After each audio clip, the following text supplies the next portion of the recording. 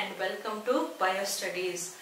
ಕಳೆದ ವಿಡಿಯೋಗಳಲ್ಲಿ ನಾವು second chapter ನ ಸ್ಟಾರ್ಟ್ ಮಾಡಿದ್ವಿ ಯಾವುದು biological classification and in the previous video we have studied two kingdom classification given by Carolus Linnaeus. So ಈ two kingdom classification ಗಳಲ್ಲಿ ಎಲ್ಲಾ ಜೀವಿಗಳನ್ನ ಎರಡು ಕಿಂಗ್ಡಮ್ ಆಗಿ ಸಪರೇಟ್ ಮಾಡಿದ್ರು. ಯಾವ್ದು ಪ್ಲಾಂಟ್ ಕಿಂಗ್ಡಮ್ ಮತ್ತೆ ಅನಿಮಲ್ ಕಿಂಗ್ಡಮ್. ಪ್ಲಾಂಟ್ ಕಿಂಗ್ಡಮ್ ನ ಪ್ಲಾಂಟೆ ಅಂತ ಕರಿತೀವಿ, ಅನಿಮಲ್ ಕಿಂಗ್ಡಮ್ ನ ಅನಿಮಲಿಯಾ ಅಂತ ಕರಿತೀವಿ. ಓಕೆ, ಈ ಪ್ಲಾಂಟೇನಲ್ಲಿ ಬಂದಂತಹ ಜೀವಿಗಳು ಯಾವ್ಯಾವಿದ್ವು? ಬ್ಯಾಕ್ಟೀರಿಯಾ, ಆಲ್ಗೆ, ಫಂಜೈ ಮತ್ತೆ ಪ್ಲಾಂಟ್ಸ್. ಅನಿಮಲಿಯಾದಲ್ಲಿ ಯಾವ್ಯಾವಿದ್ವು ಅಂದ್ರೆ ಪ್ರೋಟೋಜೋವನ್ಸ್ ಮತ್ತೆ ಅನಿಮಲ್ಸ್ ಇದ್ವು. ನಾವು ಪ್ರೀವಿಯಸ್ ವಿಡಿಯೋನಲ್ಲಿ ಟೂ ಕಿಂಗ್ಡಮ್ ಕ್ಲಾಸಿಫಿಕೇಶನ್ ಕೊರತೆಗಳನ್ನ, ದೋಷಗಳನ್ನ ನಾವು ಸ್ಟಡಿ ಮಾಡಿದ್ವಿ. Limitations of Carolus Linnaeus. ಯಾವ್ಯಾವ ಲಿಮಿಟೇಷನ್ಸ್ ಇದ್ವು? ಅಟೋಟ್ರೋಪ್ಸ್ ಮತ್ತೆ ಹಿಟೋಟ್ರೋಪ್ಸ್ ಗಳನ್ನ ಮಿಕ್ಸ್ ಮಾಡಿದ್ದು, ಅಥವಾ ಪ್ರೋಕ್ಯಾರಿಯೋಟ್ಸ್ ಅಂಡ್ ಯೂಕ್ಯಾರಿಯೋಟ್ಸ್ ನ ಮಿಕ್ಸ್ ಮಾಡಿದ್ದು, ಆಮೇಲೆ ಯುನಿಸೆಲ್ಯುಲರ್ ಮತ್ತೆ ಮಲ್ಟಿ ಸೆಲ್ಯುಲರ್ ಆರ್ಗಾನಿಸಮ್ಸ್ ಗಳನ್ನ ಮಿಕ್ಸ್ ಮಾಡಿ ಒಂದೇ ಗ್ರೂಪ್ ದಲ್ಲಿ ಹಾಕಿದ್ದು. ಇದೆಲ್ಲ ಟೂ ಕಿಂಗ್ಡಮ್ ಕ್ಲಾಸಿಫಿಕೇಶನ್ಸ್ ಡ್ರಾಬ್ಯಾಕ್ಸ್ ಇತ್ತು, ಹೌದಾ? ಸೊ ಈ ಟೂ ಕಿಂಗ್ಡಮ್ ಕ್ಲಾಸಿಫಿಕೇಶನ್ ಇದ್ದಂತಹ ಡ್ರಾಬ್ಯಾಕ್ಸ್ ಗಳನ್ನ ಸರಿಪಡಿಸ್ಲಿಕ್ಕೆ ಅರ್ನ್ಸ್ಟ್ ಹಕೆಲ್ ಅನ್ನುವ ವಿಜ್ಞಾನಿ ಏನ್ ಮಾಡಿದ್ರು? ತ್ರೀ ಕಿಂಗ್ಡಮ್ ಕ್ಲಾಸಿಫಿಕೇಶನ್ ನ ಪ್ರಪೋಸ್ ಮಾಡಿದ್ರು in the year 1866. Okay, according to Ernst Haeckel ಈ ತ್ರೀ ಕಿಂಗ್ಡಮ್ಸ್ ಯಾವ್ಯಾವು ಅಂತಂದ್ರೆ, first kingdom was Plantae, okay, and second kingdom was Animalia. So two kingdom classification ತರಾನೇ ಪ್ಲಾಂಟೆ ಮತ್ತೆ ಅನಿಮಲಿಯಾ ಹಾಗೆ ಉಳಿದು, right? The third new kingdom proposed by Ernst Haeckel. Ernst Haeckel ಕೊಟ್ಟಂತಹ ಮೂರನೇ ಹೊಸ ಕಿಂಗ್ಡಮ್ ಯಾವುದು ಅಂತಂದ್ರೆ, it is called as Protista. Important for exam. Okay, so name the kingdom proposed by Ernst Haeckel, that is Protista. Name the kingdom proposed during three kingdom classification. Answer is again Protista. So any ಪ್ಲಾಂಟೆ, ಅನಿಮಲಿಯಾ ಮತ್ತೆ Protista ಅಂತ Kingdom ಗಳನ್ನ ಮಾಡಿ ಅದರಲ್ಲಿರುವಂತಹ ಜೀವಿಗಳನ್ನ ಹೆಂಗೆ divide ಮಾಡಿದ್ರು ಅಂದ್ರೆ, ಪ್ಲಾಂಟೆ Kingdom obviously ಇಲ್ಲಿ ಎಲ್ಲಾ ಪ್ಲಾಂಟ್ಸ್ ಅನ್ನ ಕ್ಯಾಟಗರೈಸ್ ಮಾಡಿದ್ರು. ಅನಿಮಲಿಯಾದಲ್ಲಿ ಎಲ್ಲಾ ಅನಿಮಲ್ಸ್ ಅನ್ನ ಕ್ಯಾಟಗರೈಸ್ ಮಾಡಿದ್ರು, ಹೌದಾ? ಸೊ ಈ ಟೂ ಕಿಂಗ್ಡಮ್ ಕ್ಲಾಸಿಫಿಕೇಶನ್ ನಲ್ಲಿ ಪ್ಲಾಂಟ್ಸ್ ಆಯ್ತು ಮತ್ತೆ ಅನಿಮಲ್ಸ್ ಆಯ್ತು. ಮಿಕ್ಕಿದು ಯಾವ್ಯಾವು? ಬ್ಯಾಕ್ಟೀರಿಯಾ, ಆಲ್ಗೆ, ಫಂಜೈ ಮತ್ತೆ ಪ್ರೋಟೋಜೋವಾ, ಹೌದಾ? ಸೊ ಈ ಬ್ಯಾಕ್ಟೀರಿಯಾ, ಆಲ್ಗೆ, ಫಂಜೈ ಮತ್ತೆ ಪ್ರೋಟೋಜೋವಾ ಇವೆಲ್ಲ ಏನು? ಏಕಕೋಶೀಯ ಜೀವಿಗಳು, ಹೌದಾ? So for the first time three kingdom classification ನಲ್ಲಿ ಮೈಕ್ರೋಸ್ಕೋಪಿಕ್ ಏಕಕೋಶೀಯ ಜೀವಿಗಳನ್ನ ಮಿಕ್ಕಿದೆಲ್ಲಾ ಬಹುಕೋಶೀಯ ಪ್ಲಾಂಟ್ಸ್ ಮತ್ತೆ ಅನಿಮಲ್ಸ್ ಇಂದ ಸಪರೇಟ್ ಮಾಡಿ ಈ ಎಲ್ಲಾ ಏಕಕೋಶೀಯ ಜೀವಿಗಳಿಗೆ ಒಂದು ಸಪರೇಟ್ ಆಗಿ ಪ್ರೊಟಿಸ್ಟಾ ಕಿಂಗ್ಡಮ್ ಅಂತ ಮಾಡಿದ್ರು. So what are the organisms coming here? Coming under Protista, bacteria ಮತ್ತೆ algae, then fungi and protozoans.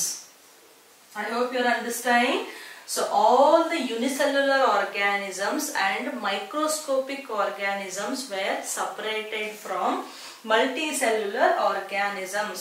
ಆದ್ರಿಂದ ಸ್ಟಾರ್ಟಿಂಗ್ ಏನ್ ಪ್ರೊಟಿಸ್ಟಾ ಅಂತ ಕಿಂಗ್ಡಮ್ ಇತ್ತಲ್ಲ, ತ್ರೀ ಕಿಂಗ್ಡಮ್ ಕ್ಲಾಸಿಫಿಕೇಶನ್ ನಲ್ಲಿ, ಸೊ ಪ್ರೊಟಿಸ್ಟಾದಲ್ಲಿ ಯಾವಾಗ ಯಾವ್ಯಾವ ಆರ್ಗಾನಿಸಮ್ಸ್ ಇದ್ವು? ಬ್ಯಾಕ್ಟೀರಿಯಾ, ಆಲ್ಗೆ, ಫಂಜೈ ಮತ್ತೆ ಪ್ರೋಟೋಜೋವನ್ಸ್ ಇದ್ವು. ಬಿಕಾಸ್ ಇವೆಲ್ಲ ಏಕಕೋಶೀಯ ಜೀವಿಗಳು, ಹೌದಾ? ಬಟ್ ಇಲ್ಲೂ ಒಂದು ಡ್ರಾಬ್ಯಾಕ್ ಆಯ್ತು, ಮತ್ತೆ ಇಲ್ಲಿ ಲಿಮಿಟೇಷನ್ಸ್ ಅಥವಾ ಕೊರತೆಗಳು ಆದವು. ಯಾವ್ಯಾವುದು ಅಂತಂದ್ರೆ, ಬ್ಯಾಕ್ಟೀರಿಯಾ ಅನ್ನುವಂಥದ್ದು ಪ್ರೋಕ್ಯಾರಿಯೋಟಿಕ್ ಆರ್ಗಾನಿಸಮ್, ಹೌದಾ? ಪ್ರೀವಿಯಸ್ ವಿಡಿಯೋದಲ್ಲಿ ಕಲ್ತಿದ್ದೀವಿ. ಪ್ರೋಟೋಜೋವನ್ಸ್ ತಗೊಂಡ್ರೆ ಇವೆಲ್ಲ ಯೂಕ್ಯಾರಿಯೋಟಿಕ್ ಆರ್ಗಾನಿಸಮ್ಸ್, ಹೌದಾ? ಫಂಜೈ ತಗೊಂಡ್ರೆ ಹಿಟ್ರೋಟ್ರೋಪಿಕ್ ಆರ್ಗಾನಿಸಮ್. ಆಲ್ಗೆ ತಗೊಂಡ್ರೆ certain kind of algae, they are again autotrophic mode of nutrition. So again in the kingdom Protista prokaryotes ಮತ್ತೆ ಯೂಕ್ಯಾರಿಯೋಟ್ಸ್ ನ ಮಿಕ್ಸ್ ಮಾಡ್ದಂಗಾಯ್ತು, ಮತ್ತೆ ಅಟೋಟ್ರೋಪ್ಸ್ ಮತ್ತೆ ಹಿಟೋಟ್ರೋಪ್ಸ್ ನ ಮಿಕ್ಸ್ ಮಾಡ್ದಂಗಾಯ್ತು. ಸೊ ಈ ತ್ರೀ ಕಿಂಗ್ಡಮ್ ಕ್ಲಾಸಿಫಿಕೇಶನ್ ಇರುವಂತಹ ಕೊರತೆಗಳನ್ನ ಸರಿ ಮಾಡ್ಲಿಕ್ಕೆ ಫೋರ್ ಕಿಂಗ್ಡಮ್ ಕ್ಲಾಸಿಫಿಕೇಶನ್ ನ ಇಂಟ್ರೊಡ್ಯೂಸ್ ಮಾಡಿದ್ರು, ರೈಟ್? ಸೊ ಈ ತ್ರೀ ಕಿಂಗ್ಡಮ್ ಮತ್ತೆ ಫೋರ್ ಕಿಂಗ್ಡಮ್ ಕ್ಲಾಸಿಫಿಕೇಶನ್ ನಿಮ್ NCERT ಟೆಕ್ಸ್ಟ್ ಬುಕ್ ನಲ್ಲಿ ಕೊಟ್ಟಿಲ್ಲ. ಅದರಲ್ಲಿ ಜಸ್ಟ್ ಟೂ ಕಿಂಗ್ಡಮ್ ಮತ್ತೆ 5 ಕಿಂಗ್ಡಮ್ ಕೊಟ್ಟಿದ್ದಾರೆ. But 3 and 4 are very very important for exam point of view. ಇದೆರಡು ಅರ್ಥ ಆದ್ರೆ ನಮಗೆ 5 ಕಿಂಗ್ಡಮ್ ಕ್ಲಾಸಿಫಿಕೇಶನ್ ಅರ್ಥ ಆಗುತ್ತೆ, ರೈಟ್? ಸೊ ಈ 4 ಕಿಂಗ್ಡಮ್ ಕ್ಲಾಸಿಫಿಕೇಶನ್ ನ ಕೊಟ್ಟವ್ರು ಯಾರಂದ್ರೆ HF ಕೋಪ್ಲ್ಯಾಂಡ್ ಅಂತ ಒಬ್ಬ ವಿಜ್ಞಾನಿ, 1956 ನಲ್ಲಿ ಇದನ್ನ ಇಂಟ್ರೊಡ್ಯೂಸ್ ಮಾಡಿದ್ರು. ಓಕೆ, ಸೊ ಈ HF ಕೋಫ್ಲ್ಯಾಂಡ್ ಪ್ರಕಾರ ಈ 4 ಕಿಂಗ್ಡಮ್ ಯಾವ್ಯಾವು ಅಂದ್ರೆ ಪ್ಲಾಂಟೆ ಇದು ಹಾಗೆ ಉಳಿತು, ಅನಿಮಲಿಯಾನು ಹಾಗೆ ಉಳಿತು ಮೇಲ್ಗಡೆ ಇರುವಂತದ್ದು, ಪ್ರೊಟಿಸ್ಟಾನು ಹಾಗೆ ಉಳಿತು. Okay, so for the first time new kingdom was made. The name of the kingdom is Monera. Important, kingdom Monera. So ಕೋಪ್ಲ್ಯಾಂಡ್ ಕೊಟ್ಟಂತಹ 4 ಕಿಂಗ್ಡಮ್ಗಳು ಯಾವ್ಯಾವು? ಪ್ಲಾಂಟೆ, ಅನಿಮಲಿಯಾ, ಪ್ರೊಟಿಸ್ಟಾ ಮತ್ತೆ ಮೊನೇರಾ. ಹಾಗಾದ್ರೆ ಇಲ್ಲಿ ಯಾವ್ಯಾವ ಜೀವಿಗಳನ್ನ ಕ್ಯಾಟಗರೈಸ್ ಮಾಡಿದ್ರು ಅಂದ್ರೆ ಪ್ಲಾಂಟೆದಲ್ಲಿ ಎಲ್ಲ ಪ್ಲಾಂಟ್ಸ್ ನ ಹಾಕಿದ್ರು. Again the name itself says. ಅನಿಮಲಿಯಾದಲ್ಲಿ ಅನಿಮಲ್ಸ್ ಅನ್ನ ಹಾಕಿದ್ರು. ಓಕೆ, ಪ್ರೊಟಿಸ್ಟಾ ಆಮೇಲೆ ತಗೊಳ್ಳೋಣ. ಈ ಮೊನೆರಾ ಯಾಕೆ ಮಾಡಿದ್ರು ಅಂತಂದ್ರೆ ಇಲ್ಲಿ ಏನು ಪ್ರೋಕ್ಯಾರಿಯೋಟ್ಸ್ ನ ಯೂಕ್ಯಾರಿಯೋಟ್ಸ್ ಜೊತೆ ಮಿಕ್ಸ್ ಮಾಡಿದ್ವಲ್ಲ, ಸೊ ಈ ಪ್ರೊಟಿಸ್ಟಾದಲ್ಲಿರುವಂತಹ ಎಲ್ಲಾ ಪ್ರೋಕ್ಯಾರಿಯೋಟಿಕ್ ಆರ್ಗ್ಯಾನಿಸಮ್ಸ್ ನ ಸಪರೇಟ್ ಮಾಡಿ ಅವಕ್ಕಂತಾನೆ ಒಂದು ಸಪರೇಟ್ ಆಗಿ ಮಾಡಿದಂತಹ ಕಿಂಗ್ಡಮ್ ಯಾವುದು? ಅದು ಮೊನೆರಾ.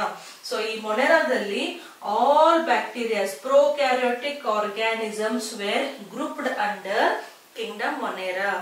ಈ ಬ್ಯಾಕ್ಟೀರಿಯಾ ಮತ್ತೆ ಬ್ಲೂ ಗ್ರೀನ್ ಆಲ್ಗೆ ಇದನ್ನ ನಾವು ಸೈನೋಬ್ಯಾಕ್ಟೀರಿಯಾ ಅಂತಾನೂ ಕರಿತೀವಿ. ನೆಕ್ಸ್ಟ್ ಟಾಪಿಕ್ ಅಲ್ಲಿ ಸಪರೇಟ್ ಆಗಿ ಮೊನೆರಾ ಬಗ್ಗೆ ಸ್ಟಡಿ ಮಾಡ್ಬೇಕಾದ್ರೆ ಈ ಬ್ಲೂ ಗ್ರೀನ್ ಆಲ್ಗೆ ಬಗ್ಗೆ ಹೇಳ್ತೀನಿ. ಬಟ್ ಇವಾಗ ನೀವು ನೆನ್ಪಿಟ್ಕೋಬೇಕು, ಕಿಂಗ್ಡಮ್ ಮೊನೆರಾದಲ್ಲಿ during 4 kingdom classification all prokaryotic bacterias and blue green algae they were considered. So ಎರಡು ತರದಂತಹ ಜೀವಿಗಳನ್ನ ಕಿಂಗ್ಡಮ್ ಮೊನೆರಾದಲ್ಲಿ ಹಾಕಿದ್ರು. ಸೊ ಈ ಬ್ಯಾಕ್ಟೀರಿಯಾ ಹೋಯ್ತು ಅಂದ್ರೆ ಯಾವ್ಯಾವ್ದು ಉಳಿತು? ಆಲ್ಗೆ, ಫಂಜೈ ಮತ್ತೆ ಪ್ರೋಟೋಜೋವಾ ಉಳಿತು. ಬಟ್ ಕೋಪ್ಲ್ಯಾಂಡ್ ಏನ್ ಮಾಡಿದ್ರು ಅಂದ್ರೆ ಈ 3ರಲ್ಲಿ ಫಂಜೈಯನ್ನ ತೆಗೆದು ಪ್ಲಾಂಟೇದಲ್ಲಿ ಹಾಕಿದ್ರು. ಓಕೆ, ಸೊ ಯಾಕೆ ಇಲ್ಲಿ ಪ್ಲಾಂಟೇದಲ್ಲಿ ಫಂಜೈನ್ ಹಾಕಿದ್ರು ಅಂತಂದ್ರೆ ಪ್ಲಾಂಟ್ಸ್ ತರ ಫಂಜೈನು ಸೆಲ್ ವಾಲ್ ಇರುತ್ತೆ. ಸೆಲ್ ವಾಲ್ ಅಂದ್ರೆ ಸೆಲ್ ಮೆಂಬ್ರೇನ್ ಇರುತ್ತಲ್ಲ ಒಂದು ಕೋಶಗಳಿಗೆ, ಅದರಿಂದ ಹೊರಗಡೆ ಇರುವಂತಹ ಲೇಯರ್ ಯಾವುದು? Cell wall. ಹೌದಾ? ಸೊ ಫಂಜೈನಲ್ಲೂ ಸೆಲ್ ವಾಲ್ ಇರೋದ್ರಿಂದ, ಪ್ಲಾಂಟ್ಸ್ ನಲ್ಲೂ ಸೆಲ್ ವಾಲ್ ಇರೋದ್ರಿಂದ ಇವೆರಡನ್ನು ಪ್ಲಾಂಟೇನ್ ಅಲ್ಲಿ ಗ್ರೂಪ್ ಮಾಡಿದ್ರು. ಯಾವಾಗ? 4 ಕಿಂಗ್ಡಮ್ ಕ್ಲಾಸಿಫಿಕೇಶನ್ ಅಲ್ಲಿ. ಇವಾಗ ಉಳಿತ ಯಾವುದು? ಆಲ್ಗೆ ಮತ್ತೆ ಪ್ರೋಟೋಜೋವಾ. ಸೊ ಈ ಆಲ್ಗೆ ಮತ್ತೆ ಪ್ರೋಟೋಜೋವನ ಪ್ರೊಟಿಸ್ಟಾದಲ್ಲಿ ಹಾಗೆ ಇಟ್ರು. ಓಕೆ, ಸೊ ಇದು 4 kingdom classification given by HF Copeland. But again ಇಲ್ಲಿ ಏನಾಯ್ತು ಅಂದ್ರೆ ಮತ್ತೆ ಒಂದು ಕೊರತೆ ಆಯ್ತು. ಯಾವುದು? ಈ ಪ್ಲಾಂಟ್ಸ್ ನ ತಗೊಂಡ್ರೆ ಪ್ಲಾಂಟ್ಸ್ ಆರ್ ಆಲ್ವೇಸ್ ಅಟೋಟ್ರಾಪಿಕ್ಸ್. ಹೌದಾ? ಅವೆವತ್ತು ತಮ್ಮ ಆಹಾರವನ್ನ ತಾವೇ ಉತ್ಪತ್ತಿ ಮಾಡ್ಕೋತವೆ. ಬಟ್ ಫಂಜೈ ಹೆಂಗೆ? ಫಂಜೈ ಯಾವತ್ತು heterotrophic organisms. They are dependent on other things for their food. So again in 4 kingdom classification the autotrophs and heterotrophs were mixed together. So this was the limitation of 4 kingdom classification.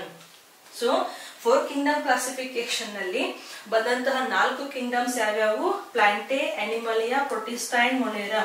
So protista and monera are the 2 new kingdoms we have studied in this video and you have to remember. Okay, so ಈ 4 kingdom classification ಅಲ್ಲಿ ಮತ್ತೇನ್ ಕೊರತೆ ಆಯ್ತಲ್ಲ, limitation ಆಯ್ತಲ್ಲ, ಅದನ್ನ ಸರಿಪಡಿಸ್ಲಿಕ್ಕೆ 5 Kingdom classification ನ propose ಮಾಡಿದ್ರು RH Whittaker ಅಂತ. ಸೊ ಆ 5 ಕಿಂಗ್ಡಮ್ ಕ್ಲಾಸಿಫಿಕೇಶನ್ ನ ನೆಕ್ಸ್ಟ್ ವಿಡಿಯೋದಲ್ಲಿ ನೋಡೋಣ. This video is about 3 kingdom and 4 kingdom classification. Very important for exam. NCERT textbook ನಲ್ಲಿ ಇಲ್ಲ ಅಂದ್ರೂ ನೀವು ಇದೆರಡು ನೆನಪಿಟ್ಕೊಳ್ಳಬೇಕು. ಅದ್ರ ಮೇಲೆ CET ಕ್ವೆಶ್ಚನ್ಸ್ ಬರ್ತವೆ, ನೀಟ್ ಕ್ವೆಶ್ಚನ್ಸ್ ಬರ್ತವೆ, ಮತ್ತೆ ಇವನ್ ಬೋರ್ಡ್ ಎಕ್ಸಾಮ್ ಕ್ವೆಶ್ಚನ್ಸ್ ಬರ್ತವೆ. Okay, so will meet again in the next video. ಒಂದ್ಸತಿ ಫುಲ್ ಈ ಚಾರ್ಟ್ ನೋಡ್ಕೊಳ್ಳಿ, ಡಿಸ್ಕ್ರಿಪ್ಷನ್ ಬಾಕ್ಸ್ ನಲ್ಲಿ ನೋಟ್ಸ್ ಇದೆ, ರೆಫರ್ ಮಾಡಿ. Will meet again in the next video. Okay, thank you for watching.